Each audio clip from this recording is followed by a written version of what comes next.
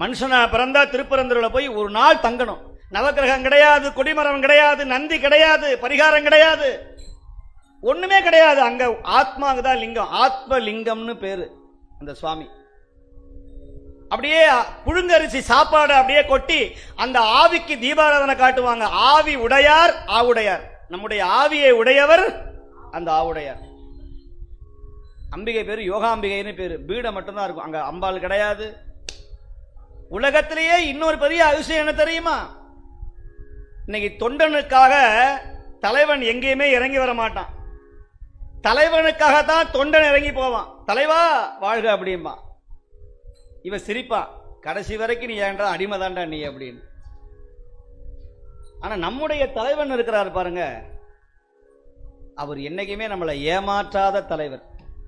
இந்த தலைவர் யாரு? நம்ம ஏமாற்றாத ஒரே தலைவர்.